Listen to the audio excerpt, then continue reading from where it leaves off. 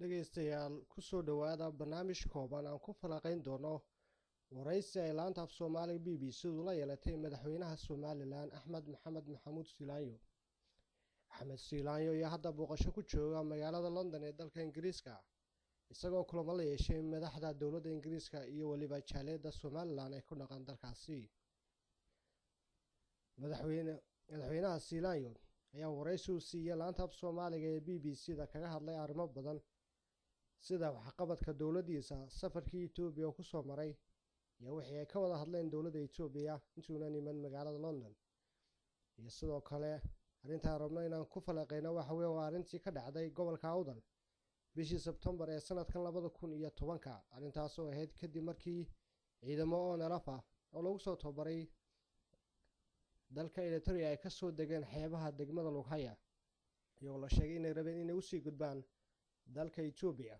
iyadoo arrintaasi bulshada ku dhaqan gobolka Awdal aad u cambaareen isla markaana uga xumaadeen falkan, iyagoo dadkaasi dad markastaba nabadda jecel. gobolka Awdalna uu yahay gobolada ugu amniga badan tan iyo markii dowladdii dhexe ee Soomaaliya burburtay sanadkii 1991 ilaa haddana gobolada ugu amniga badan.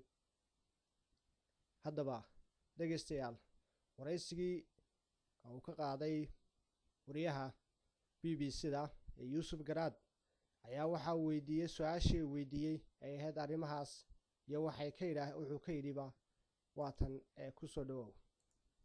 waxaa la leeyahay ciidan Somaliland soo dhex maray oo lagu eedeynayay in Eritrea lagu soo tababaro Ethiopia la dagaalami lahaa ayaa jira oo lagu tuunsan yahay sida la sheegay saraakiil Somaliland xataa inay ku lahaayeen. arrinta ma ka wada hadasheen ma si jirtaa? arrinta hore nooga wada hadlay, arrinta aad bay nooga baadcasheen, arrinta waan ka wada shaqeynay. ciidamada Somaliland shaqul kuma lahayn, way jireen dad muxuu ahayd khaldana Somaliland ka mid ah oo farsamadii horena meeshu waxa dariiq xalaq bareena oo hore way u mari jireen markii ugu horeysay ma aha. laakiin arrinta annaga iyo xagga Itoobiya oo ka wada shaqeynay meel wanaagsan oo iska taagnay waana ka guulaysan. haddaba dhegaystayaal, waxaa la isweydiin karaa arrintan uu ka dhawaajiyay Siilaanyo ee in gobolka Awdal uu ahaa halaqmareen inay kaliya ahayn dhacdadii 15 Sebtembar ee ONLFtu ciidamada leeyihiin ay kaga soo degeen xeebaha degmada Lughaya. waxaa la isweydiin karaa arrinta kale uu sheegayo Siilaanyo ama goorta ay gobolkaasi noqday halaqmareen, iyo arrinta kale uu sheegayo waqtiga dhacday iyo arrintaasi waxay ku saabsaneed. tan iyo markii dowladda cusub ee Somaliland ee hogaaminayay Axmed Siilaanyo qabatay talada Somaliland ayaa wax cadaadis iyo indho gaar ku hayaan gobolka Awdal. waxaase la isweydiin karaa waa maxay sababta dowladda Siilaanyo ay il gaar ugu eegayso gobolka Awdal. waxa weeyaan in gobolka Awdal uu taageero badan siinin xisbiga kulmiya waqtigii uu mucaaradka ahaa, isla markaana ay taageeri jireen xisbiga udub ee soo hayay muddo badan talada Somaliland.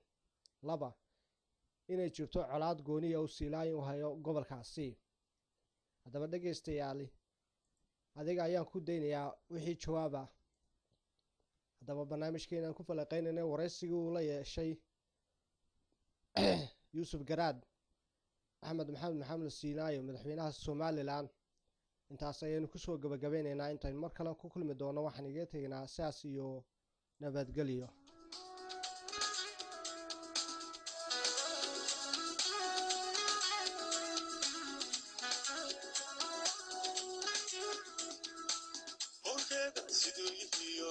وصل كذا برتو قياستي مشي كارو سكانو خنديس نهي